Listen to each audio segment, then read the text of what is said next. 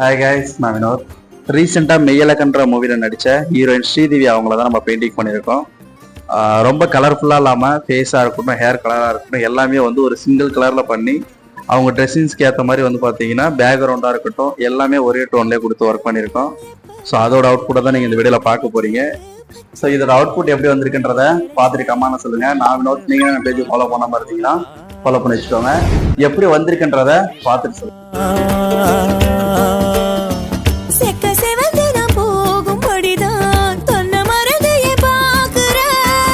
என்ன இருக்குது என்கிட்டன்னு என்ன முழுங்க நீ பாக்குற இந்த ஒரு பார்வையால தானே நானும் பாழானே.